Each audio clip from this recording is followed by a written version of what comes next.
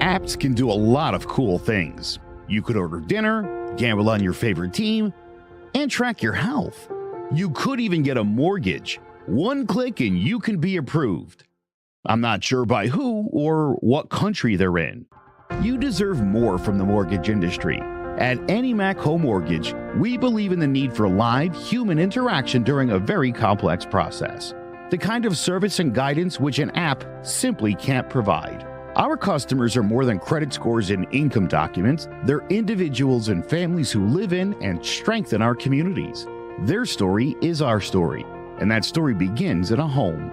Chris Sawyer is an expert on providing superior customer service and in meeting the mortgage needs of current and future homebuyers. With over 18 years of experience in the industry, Chris is able to help customers migrate through the home buying and home financing process by using his wealth of knowledge as a well-qualified mortgage professional. And best of all, Chris is located in Cromwell, Connecticut, where he has helped hundreds of clients in Connecticut, Massachusetts, and Rhode Island make their dreams of home ownership a reality.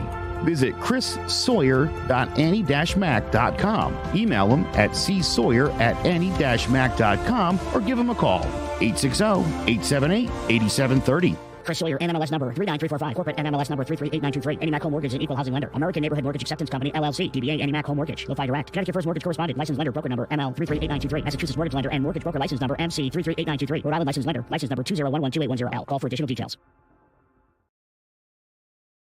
Welcome to Sports Talk with R&J. I'm Steve Risser, along here with Justin D'Onofrio. And last night, the Knicks had a great performance.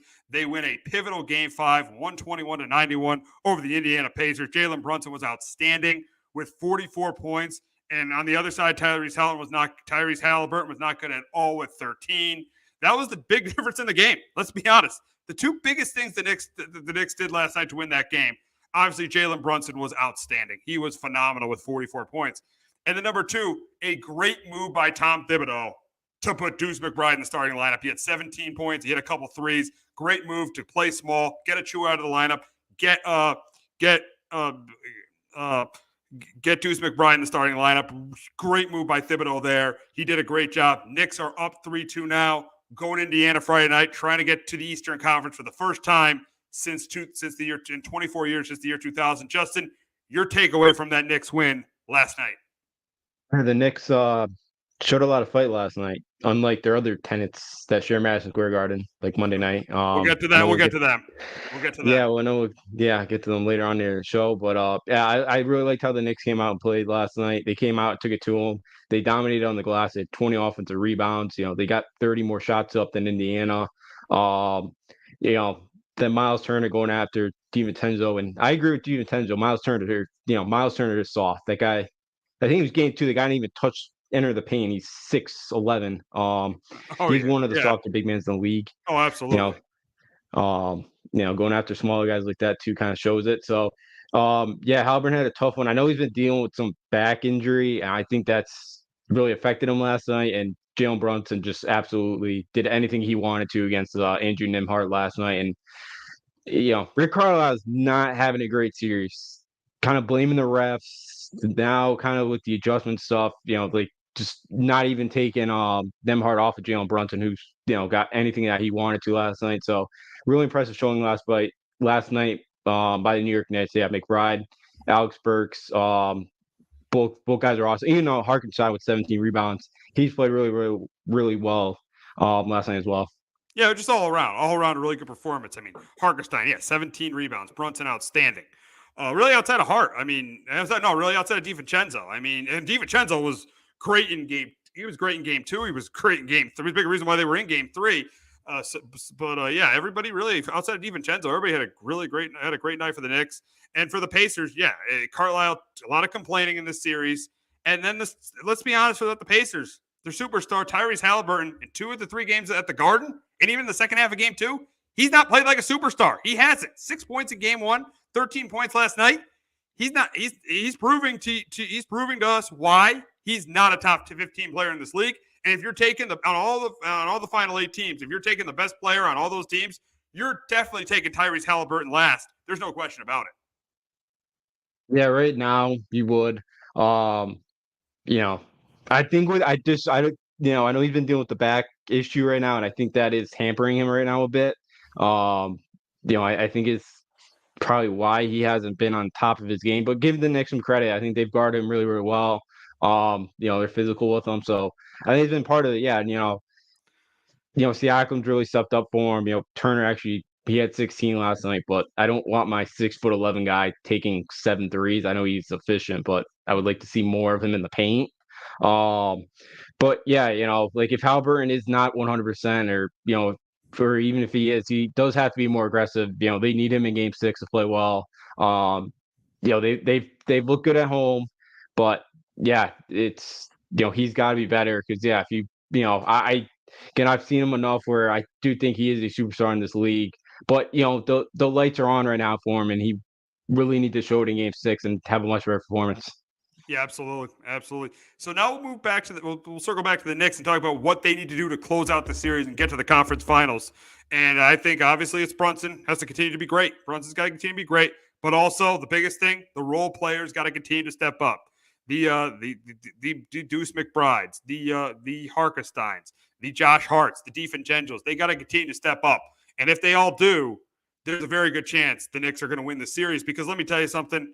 If the role players step up and Brunson plays well, there's with the way Halliburton has played at the Garden, there's no way I could see the Pacers winning this series.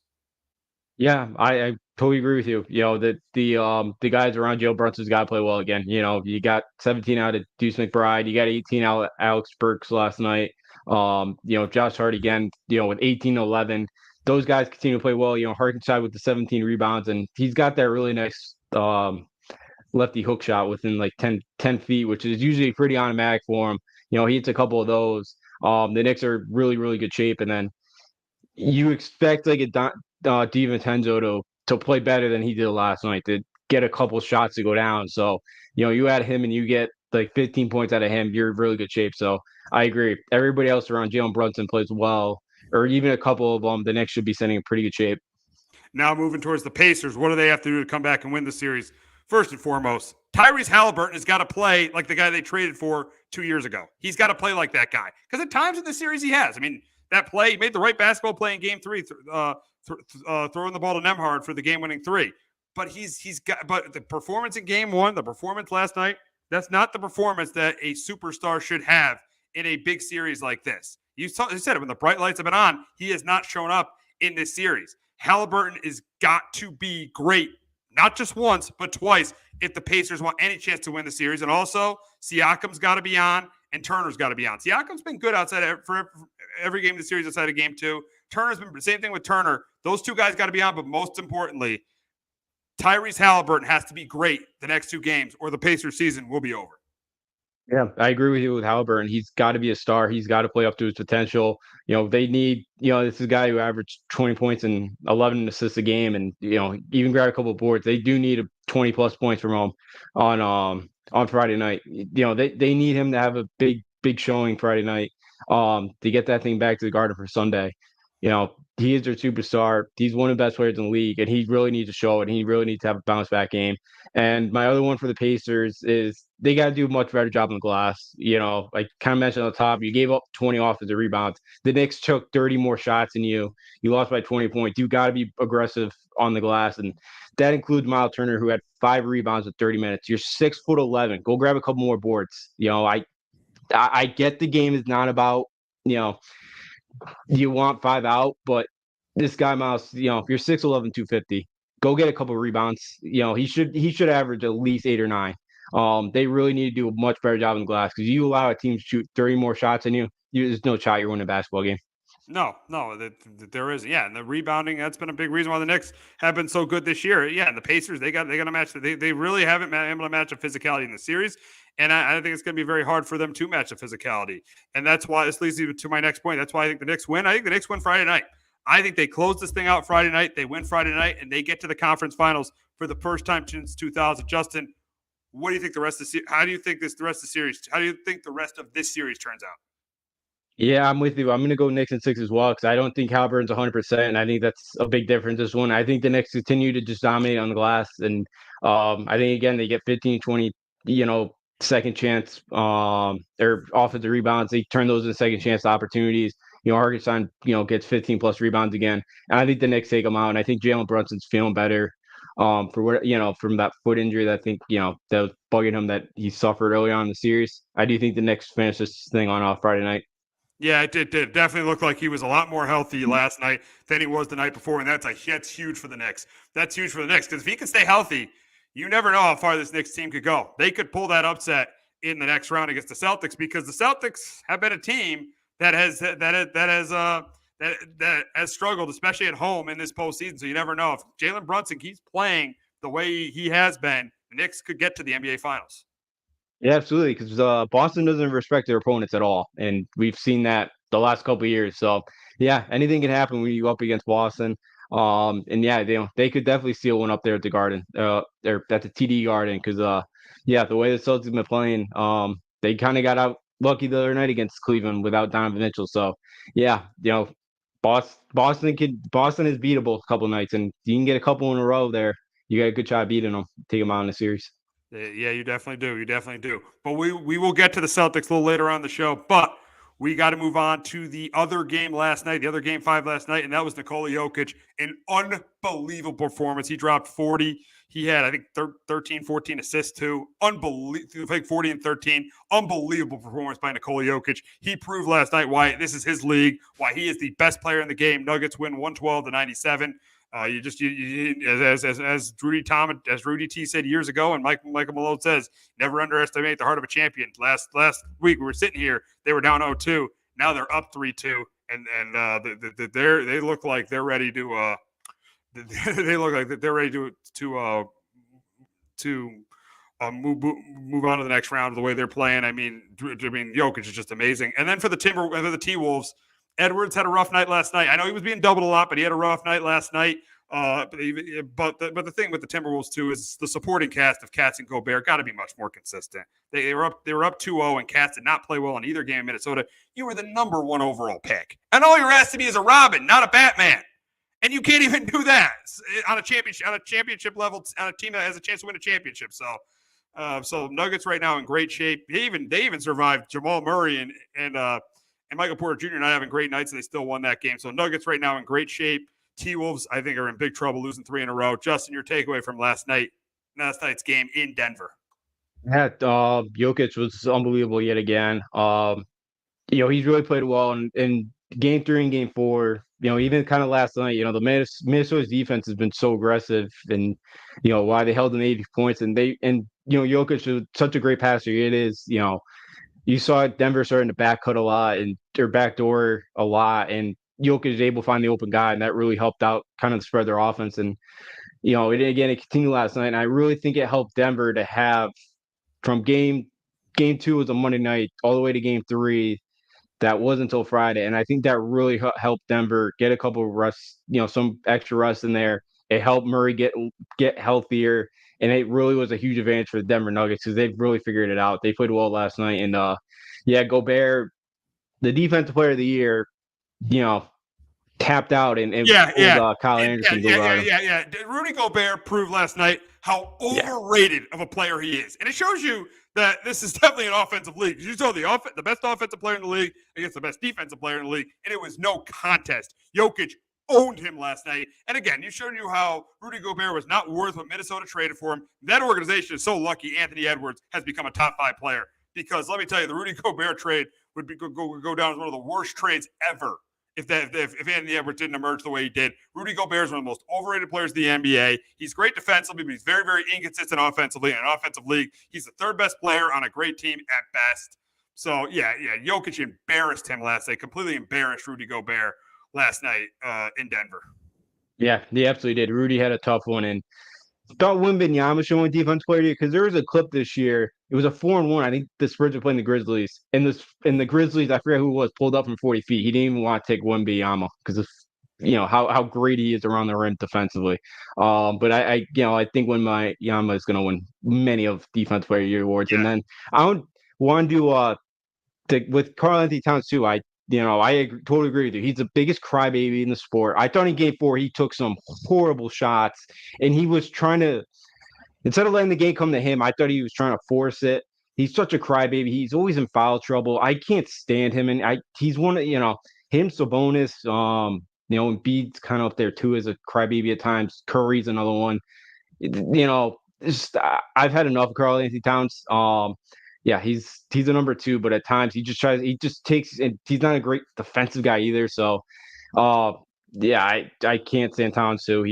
I think he's a little bit overrated, but yeah, I thought the Nuggets last night looked really good, and they really put their mark on this series. And Caldwell Pope has really stepped up for him. And Aaron Gordon as well have really played well. Yeah, now sticking with the Nuggets, what do they got to do to close out the series? Obviously, Jokic. I mean, that's obvious. Jokic just got to be great, and then just Porter has got to be as good as he was in Game 3, and Murray has got to be like he did in Game 3 and 4. And if they do that, I think there's a very good chance this thing doesn't go 7. This thing finishes on Thursday night in Minnesota. Yeah, absolutely. Aaron Gordon's got to continue to play well. Caldwell Pope, those two got to play well, because I kind of mentioned last week with Porter, with all kind of three brothers dealing with a lot right now. There's a lot of off the court drama that he's kind of facing dealing with right now, and I definitely think that's affecting him on the court. And I can't blame him. So I don't, so I assume he's probably gonna still have some struggles here. So if the Caldwell Pope's, Aaron Gordon, you can get 10 and 5 from Christian Brown like you did last night, and with how good Jokic is, I don't see the Denver Nuggets having any problems closing the Timberwolves out in Game 6. Yeah, well, I'll make my prediction after we talk about the Timberwolves and then now we'll go to the Timberwolves and what do they need to do to come back and win this series. Number one, Edwards has got to be phenomenal. Edwards, if you're going to be, and he already is. I think he's already a top 5 player in this league. But if you're going to be a great player for years in this league, you got to be big. You got to come up huge in the big games, and he's got to in these next 2.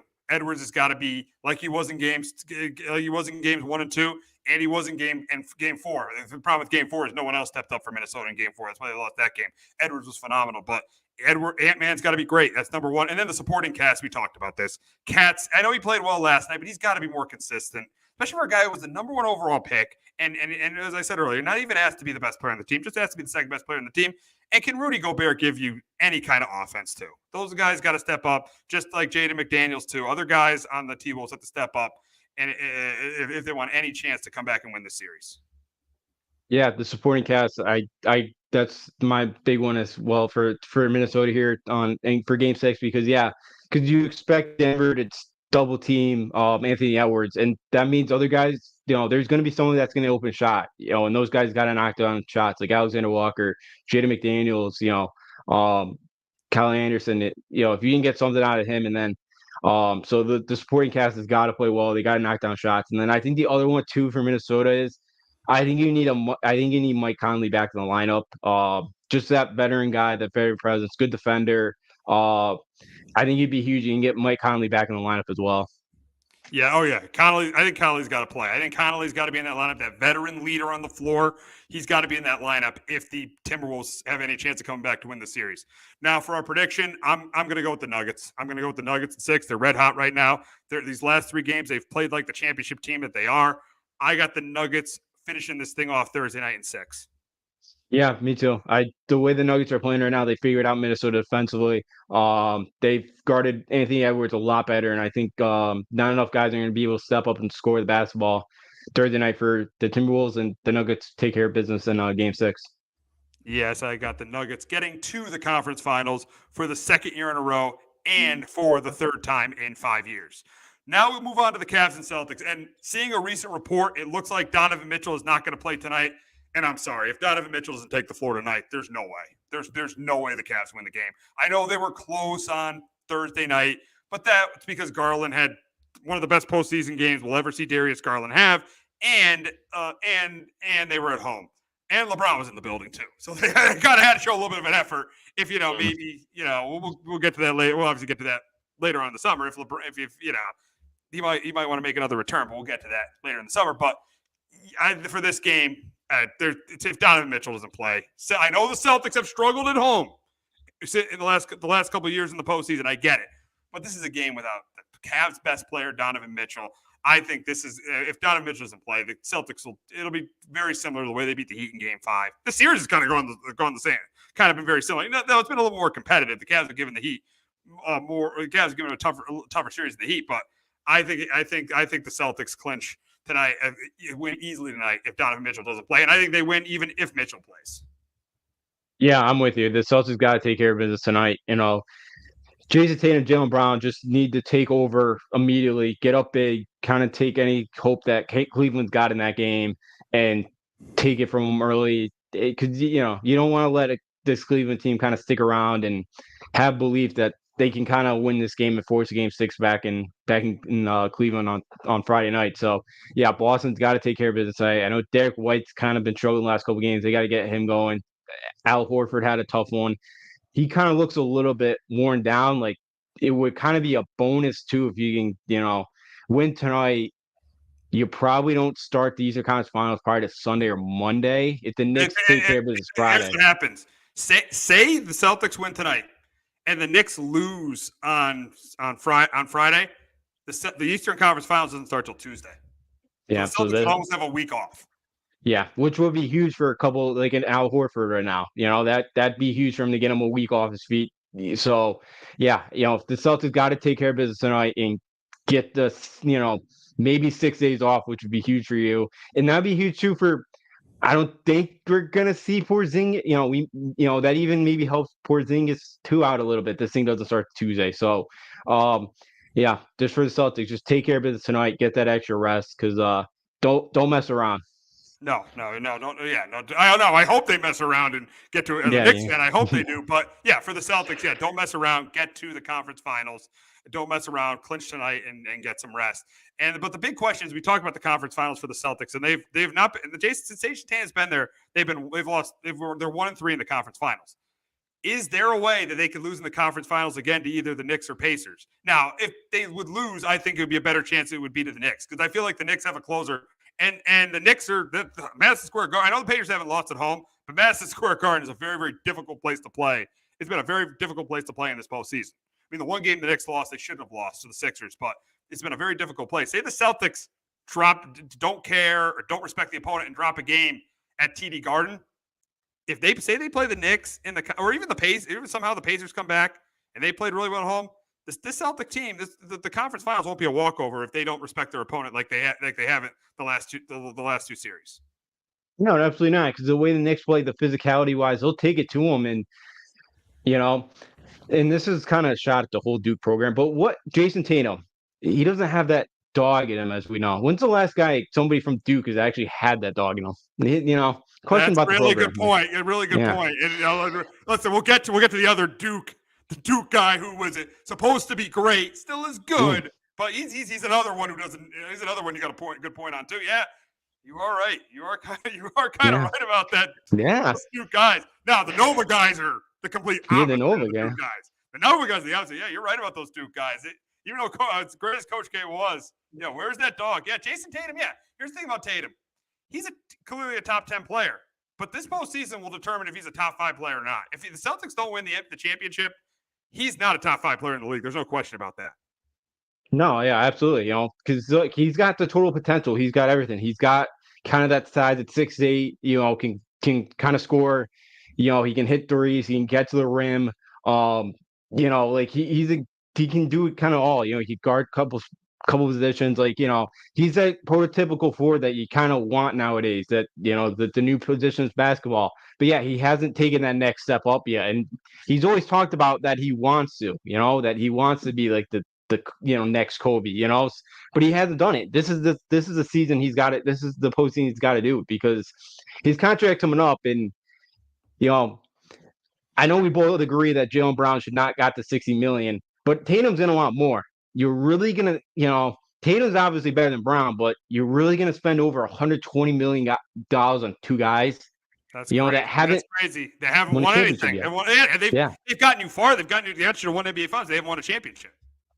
Yeah, and this is the Boston Celtics. This was like the Indiana, like a franchise that hasn't won anything. You take what these two are doing, but this is the Boston Celtics. They're right there at the Lakers. It's the most prestigious, team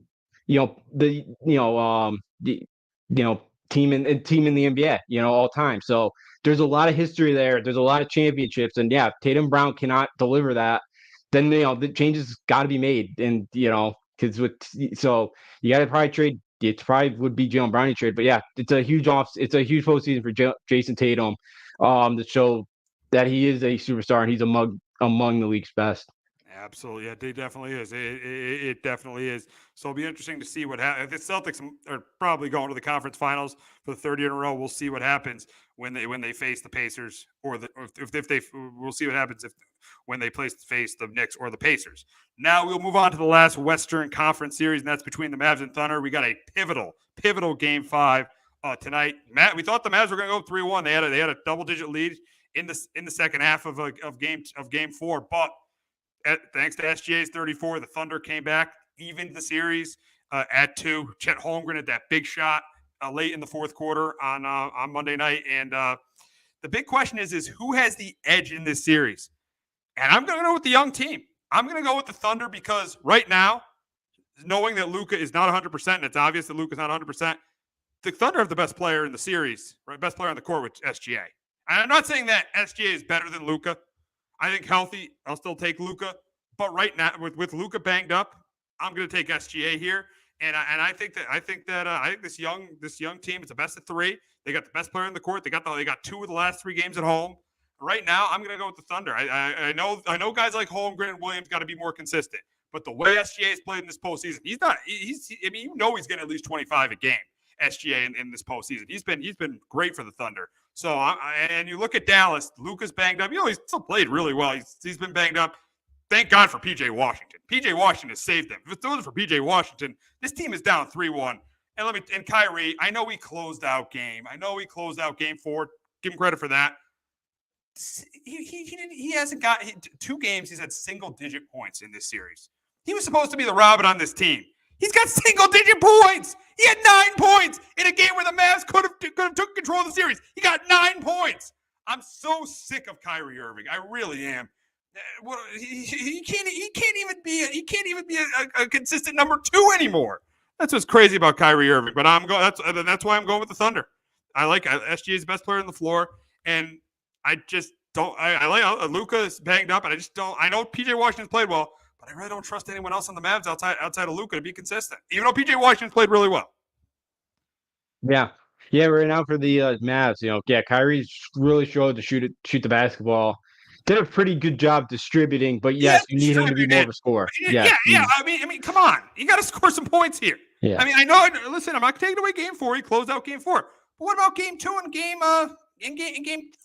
Even more in Game 4. 9 points. 9 points in a game where you can take control of the series. And this guy's supposed to be a top 20 player in the league. Come on now. Yeah.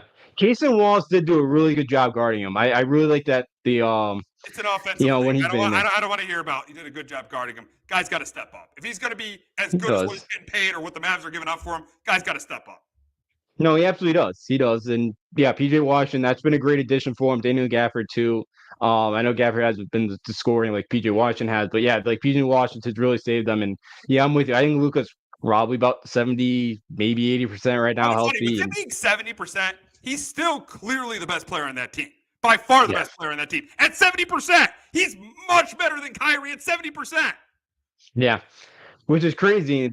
When Kyrie really is out there wanting it, he can be one of the best players in the league, but it's not, you don't get it consistently from him, like kind of, he struggled shooting. He kind of was just like, all right, like I'm going to just pass the basketball. I'm not really going to try to even find my shot tonight. But with Luka banged up, you need him to try to find it because Tim Hardaway hasn't really shot well at all this postseason. You really can't rely on him right now. So Dallas needs to find another option right now. Because outside of Luka and PJ Washington, which you can't consistently keep counting on them to score 27 for you.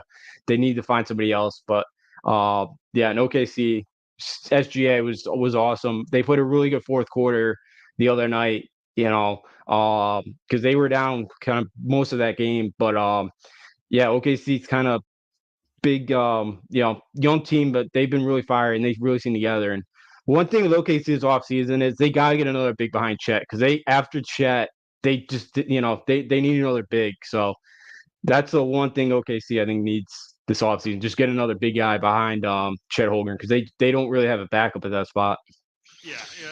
That definitely be a good addition for them in the offseason.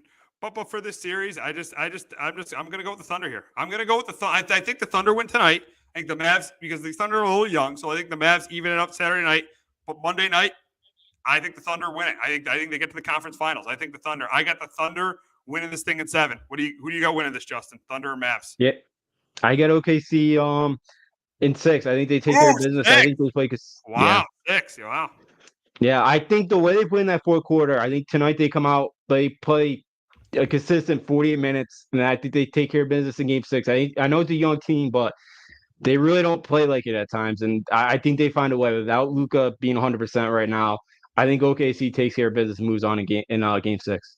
Yeah, it should be very interesting to see what ends up happening with OKC and the Mavs. But the Lions signed their gave their quarterback an extension, and we got a great night. The NFL schedule comes out, but before we talk about that, we're going to hear from our friends at JPEG Financial and Shamrock Home Inspections. Do you have a 401k and some savings for future retirement, but don't even know if it's enough to live off of? How much is enough? How often are you thinking about it? The team at JPEG's Financial Group can help set your mind at ease. We specialize in creating strategies in the planning and managing of your financial, educational, and investment needs. We help clients pursue their investment goals with sound financial strategies. You deserve a personal, tailored plan. Lasting, meaningful, and open relationships are the foundation of our practice. You've worked hard for your money and should feel confident in your investment choices as you make decisions for your financial future. Your goals are our goals. We are dedicated to your needs and hopes for your future. Visit our website and give us a call at 860-430-5397. Securities offered through Raymond James Financial Services, Inc., member FINRA, SIPC. Investment advisory services offered through Raymond James Financial Services Advisors, Inc. JPEX Financial Group, LLC is not a registered broker-dealer and is independent of Raymond James Financial Services. JPEX Financial Group is located at 78 Eastern Boulevard, Glastonbury, Connecticut. There's no bigger investment than home ownership. And to make sure the house is up to your standards, you need a professional to look it over. Brian Flanagan from Shamrock Home Inspections is a licensed home inspector and a member of the Connecticut Association of Home Inspectors. Brian was a contractor for over 15 years, so he knows how homes should be constructed and how mechanicals should work. What makes me a good home inspector was the 20 years that I was a home improvement person, doing all the different repairs that I have done and what other people have done wrong that I had to go out and fix. So I have a pretty quick eye on seeing what's right and what's wrong. Before you move, call Shamrock Home Inspections. Before you make the biggest investment of your life, call Brian Flanagan from Shamrock Home Inspections at 860-268-2566 or visit shamrockhomeinspectionct.com. All righty, on Monday, the Lions extended Jared Goff 4 years, $212 million, $53 million annually. So now he's the second highest paid quarterback behind Joe Burrow. And I like the move. I think he's played well for this team. He played really well. And let's not say he's an elite quarterback, but as we've seen, with a good roster, and the Lions have a good roster, got a good GM, got a good coach, he's good enough to get to a Super Bowl. We saw it with the Rams. He was really close last year. He got the Lions in the NFC Championship game. It's not like he didn't play. He played well in that game. They scored 31 points. I mean, a big reason they lost is because Dan Campbell was reckless and didn't kick a field goal in the middle of the third quarter that would have put them up 17 points. But I like this move, and I like how they've locked up Amon-Ra St. Brown. They've locked up Penei Sewell. I think eventually they'll lock up Aiden Hutchinson. And the big question is for the Lions is, are they going to win a Super Bowl in the next 5 years? Are we going to see the Lions win a championship in the next 5 years? And I am going to say yes. I'm going to say yes because I like this general manager. I like this head coach. I like this roster. And this quarterback has proven he can get to a Super Bowl. I'm going to say yes. I think we are going to see the Lions win a Super Bowl in the next 5 years. I think it's very possible. The one thing that gives me pause is the head coach, because he's just reckless at times, and I think he does something at some point. We saw it last year, that just he makes a dumb decision that costs him a football game. That's the only. But if he gets, they decide to go with a different head coach and they bring in somebody else, I think it's very possible though. This is not the same old Lions organization. They've done a really good drafting. They've done a really good job player evaluations.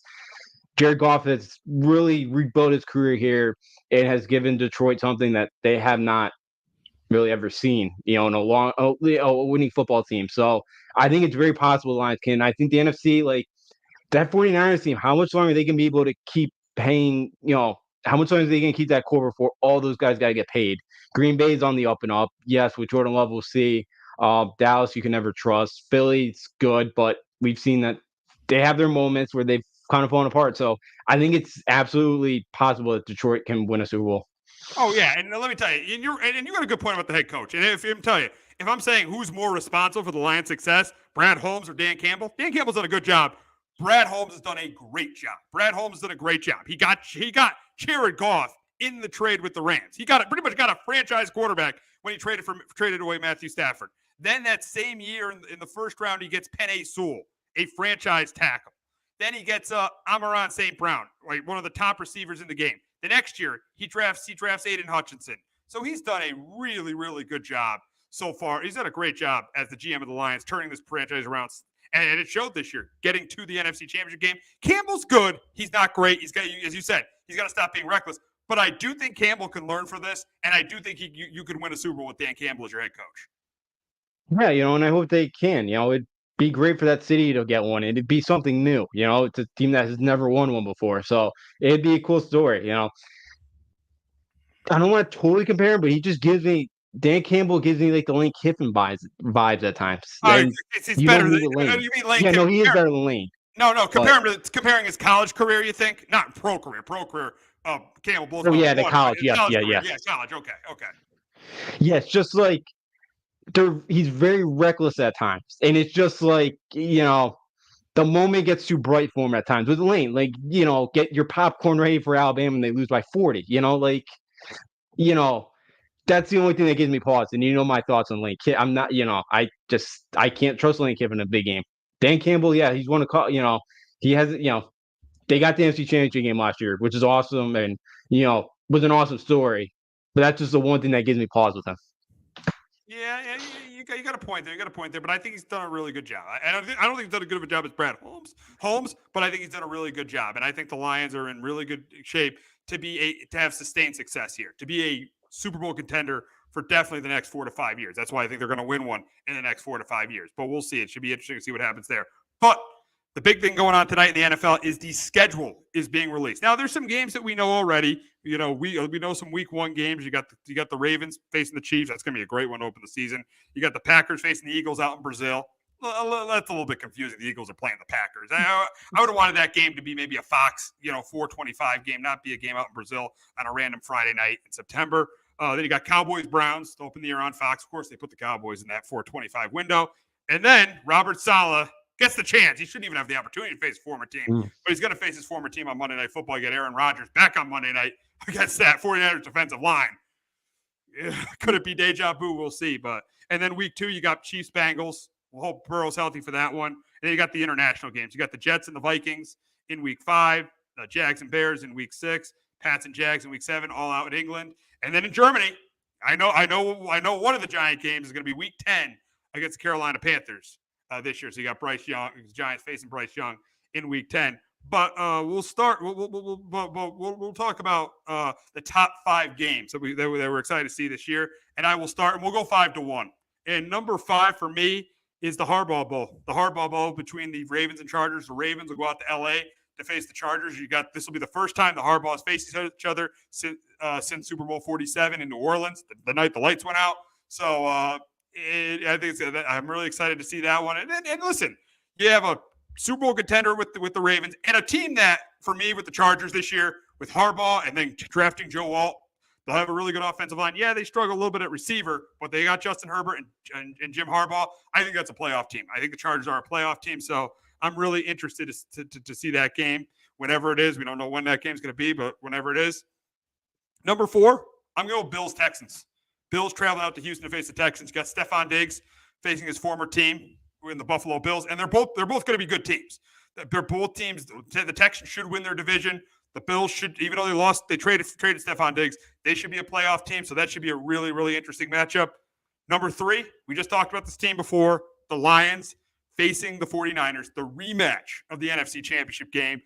This will be a prime. This will be in a prime. This game will be in a prime. All these 5 games that I mentioned should be in a prime spot. The only one that may not be, but Harbor will be. All 5 of these games should be in a prime spot.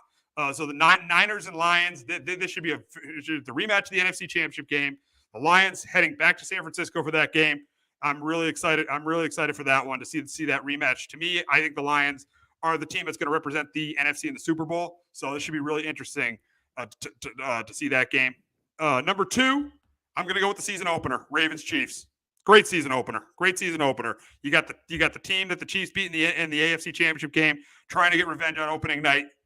A great opener. Even though the Chiefs have had their way with the Ravens, Mahomes had his way with Lamar. I'm happy that Lamar is facing Mahomes on opening night. And then number 1, pretty obvious, the rematch of the Super Bowl. Chiefs head out to San Francisco to face the 49ers. We don't know when that game's going to be, but there is no way that it's not going to be either a national 425 game or a Sunday night or a Monday night game. Now, I'm thinking it's going to be Sunday night or a 425 game. They're going to put it in one of the 2 prime spots. You got the 2 best since 2019. These have clearly been the 2 best teams in the NFL. They're the 2 teams that you could count on are going to be good every year. They're the 2 teams you can count on. The last 5 years are going to be good every year. That's why I'm the most excited to see another Chief 49er game. Those 49ers, they want to finally beat Patrick Mahomes. Yeah, we got 4 of the 5 that are different. So my number 5 is the Washington versus Chicago. This year. Oh, you want to see those 2 number 1 overall picks go at it? Yep. I'm sorry, I can't have Bears Commanders being my number 1. That's been an Amazon game the last 2 years. I mean, the first year that game was 2022. That game was unwatchable. Last year, the Commanders' defense was so bad, so Justin Fields probably played the best game of his career in that game. I can't put Bears Commanders in the top 5. I know it's the 2 number 1 picks going at it, but come on, I can't do that. As a college fan, that's why I'm excited to see those of course, the last 2 Heisman winners. That's the thing. You're such a big college football guy. You want to see that. Yeah, I want to see those 2. I know it's in Chicago, but Caleb Williams, DC native, so probably love to go up and beat the Commanders. And my number 4, I got the Green Bay Packers versus the Niners. The Niners survived the playoffs. Really good one. Yeah, really good one there. Yeah, they in Green Bay, everyone's expecting to take the next step. Caleb, Jordan Love, again having the awesome year. This is kind of huge. I think it's a huge opportunity for Green Bay to really kind of show how much better they've gotten and to see if they can take down one of the league's best and they can get there. And then number 3 for me is the Texans. Yeah, that's a really good point there. A really good point there to see if Green Bay can beat San Francisco. And then to say they play in the playoffs, that gives them confidence in the postseason. Yeah, absolutely. Number 3, kind of same thing, but in the AFC, the Texans, playing Kansas City. It's another huge opportunity for the Texans to see the step that they've taken. Can they take down the 2-time defending Super Bowl champs? They added Stephon Diggs, so big spot there for CJ Stroud to see if they can go up to Arrowhead and knock off Patrick Mahomes in his house. So that's what I'm looking forward to. Number 2, actually, so we got 2 the same, just in a different spot. I got the Harbaugh Bowl as number 2. And then it's a huge revenge game too for Greg Roman, Gus Edwards, and J.K. Dobbins. So, and then you talked about it's an elite quarterback matchup as well, Lamar versus Justin Herbert. So, looking forward to those 2 facing off yet again. And then number 1 is I had to say KC versus San Francisco. It's a Super Bowl rematch. It may be the Super Bowl rematch this year. And it's 3rd time the charm for San Francisco to finally get over the hump and finally beat Kansas City. Yeah, it definitely could be a Super Bowl rematch. Yeah, I mean, Kyle Shanahan's never beaten Patrick Mahomes. Kyle Shanahan is 0-4 against Patrick Mahomes. So, yeah, that's going to be a good one. Yeah, your number 2, the Harbaugh Bowl obviously should be great to watch. The Harbaugh Bowl. Number 3, that's a good one. Houston. Listen, I'm thinking of picking that as my AFC Championship game. I'm thinking of Houston to go to the AFC Championship game with the way C.J. Stroud played last year. They add Stephon Diggs. They add Danielle Hunter. Will Anderson, you think is going to be even better this year. Derek Stingley is probably going to be even improved too. I mean, I think that's going to be a really good game. I think that could be the AFC Championship game this year between the Texans and the Chiefs. And then your number 4. I really like your number 4 with the Packers and the with the Packers and the 49ers. I just think that's very easily could be another. They played last year in the playoffs. They very easily could play again. They could play in the conference championship game. The Packers, with the way Jordan Love played at the end of last year, you could argue they're the second best team. I'd say the top 3 teams that get to the Super Bowl this year in the NFC: 49ers, Packers, Lions. Those are the 3 teams that very easy. I mean, you could put maybe the Eagles are in that mix, but I don't like the defense. The back 7 of the defense, even though they drafted some corners, and out of those 4 teams, they got by far the worst head coach. Nick Sirianni is on the hot seat. Their coach is on the hot seat. You got Matt LaFleur. He's established. Dan Campbell, he's established. Kyle Shanahan, he's established. That's why I don't think I could put the Eagles in the top 3 because of Nick Sirianni. But yeah, Packers, Niners could very, very easily could very easily make it in the playoffs again. Packers try to get over the hump with Jordan Love against the 49ers. And then the last one, I know it's exciting to watch Jalen Daniels and Caleb Williams, but I'm sorry. I cannot put the Commanders and Bears in any top 5 to watch. It's a college. You're the college. Yeah, it's a college in me. It's college in me. Want to see that? Yeah, that's definitely why you want to see those 2 teams go out. I was gonna put maybe Bills Chiefs, but I'm like, the Bills. I'm all totally out on. So that's the problem. And the thing is, we've seen with the Bills Chiefs too. Yeah. The Bills always win the regular season, but the Chiefs win the postseason. So there's really nothing new when it gets to that matchup. And I think another one that was close might have been Chiefs Bengals, but you don't know how healthy Burrow is going to be in week 2. And again, this Bengal team to me in the offseason with the T. Higgins situation, with the Trey Hendrickson situation, I've never been a big fan of that head coach. I'm sorry. I think a big reason why they got to that Super Bowl was not because of Zach Taylor, it was because of Joe Burrow. So yeah, I like your 4. I think but the schedule coming out tonight is gonna be it's gonna be a lot of fun. It's gonna be a lot of fun to see where all these matchups align. We know some of them. We don't know a ton of them. We know some of them, but we'll pretty much know the whole thing at 8:00 tonight. Yeah, we do. I did see the league. I didn't. The Giants might. I think it was from John Breach had Giants were playing the Cowboys on Thanksgiving. I've seen the possibility. I've seen that as a possibility. I'm happy they're not facing them opening night. Yeah, but I did see 2 years ago when the Giants played the Cowboys, and that was not a good game. They were only an 8-point loss, but that was a tough game on Thanksgiving for the Giants. So we'll see. Yeah, we'll see. We'll see. We'll see tonight. We'll see tonight with the NFL schedule coming out. Should be very, very interesting. Let me tell you something. If Donovan Mitchell's out, I'm watching the schedule release, and I'm going through team schedules more than I'm watching Celtics Cavs. That's for sure. If Donovan Mitchell's out tonight. Yeah, I probably will be tuned in to Stars Colorado, but man, Dallas has been really dominant. So if that thing gets ugly early, maybe I will tune in for a little bit to see the schedule if Dallas pulls away yet again. And speaking of hockey, we're going to get to hockey now, and we'll start with the Bruins, who saved their season. There's an argument they could be up 3-2 on the Panthers because of that goalie interference call in Game 4, but the Bruins saved their season with a 2-1 win last night in Florida. They've won 2 games in Florida, which is pretty surprising. This series, they've always had weird series. Last year was a weird series because the Bruins beat the Panthers twice in Florida, and they flat out collapsed at the end and lost that series. Could we be seeing that again? Can the Bruins do to the Panthers what the Panthers did to the Bruins last year? I think it'd be possible. The way Jeremy Swayman really played well last night, and the Bruins came out and played very aggressive. You saw Florida's head coach right before they scored their only goal, really, drilling to his team about getting aggressive, getting some shots on net, because the Bruins really dominated the first period, and where the Panthers the last couple of games, game 2, game 3, and game 4, took it to the Bruins and were dominant most of those games. So, yeah, the Bruins looked a lot better. And again, without Brad Marchand, who's their captain, who's their leading scorer, I don't know is going to be back. NHL is so vague about giving injuries out, so I don't know. But again, Swayman's played well in net, so whenever you have a goalie like that, you could steal a series. So I think the Bruins have a shot, but Florida just has so much firepower that's going to be tough to beat, and Bobrovsky's played pretty well. So it'd be tough, but I think the Bruins will fight. Now you go to Boston, that place should be rocking Thursday night or Friday night. I think the Bruins have a shot there to get that thing back to Florida. We'll see there. We'll see there, and we'll see there. But now we'll move to the Canes and the Rangers, and we'll start with the Rangers. What did the Rangers got to do to close this thing out? You thought now, even when they were up 3-0, to me, I thought the series was closer than a 3-0 series because they won every game by 1 goal. They won all three of their wins were by 1 goal. And every game in the series outside of Game 5 has been decided by 1 goal. But the biggest thing is, how do the Rangers get their mojo back? What do the Rangers have to do to close out this series on tomorrow night in Carolina?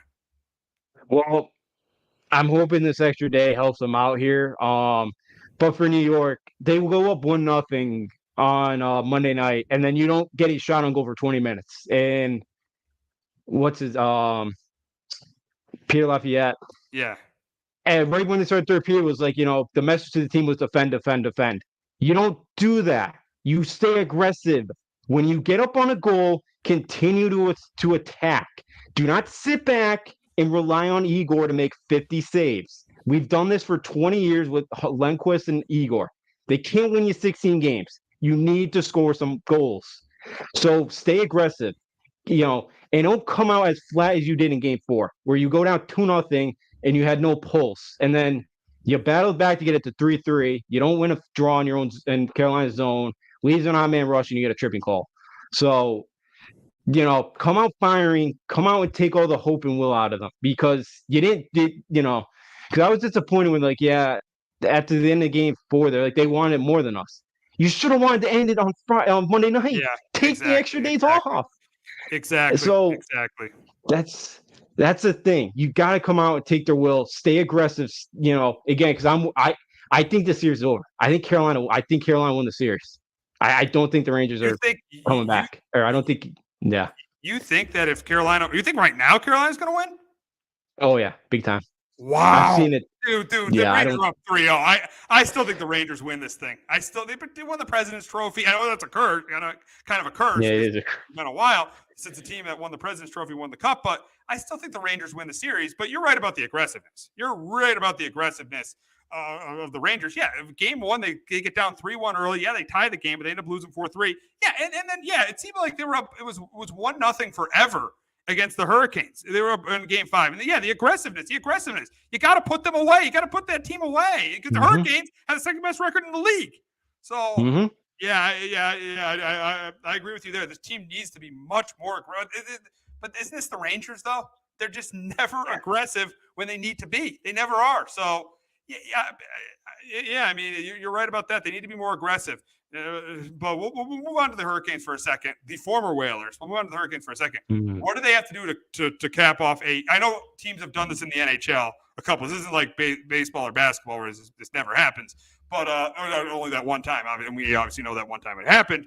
But we don't need to go there. But what do the Canes need to do to make a historic comeback?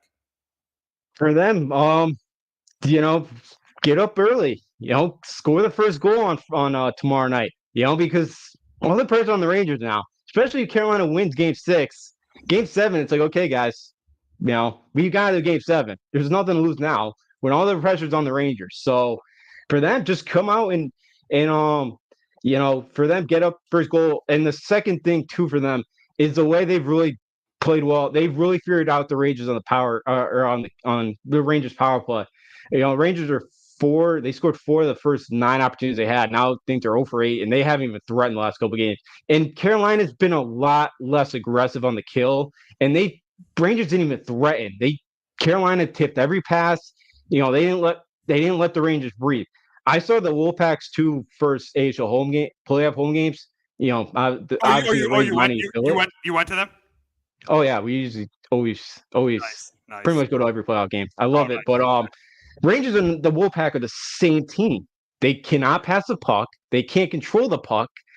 They don't value puck possession, and they cannot keep it in their opponent's zone.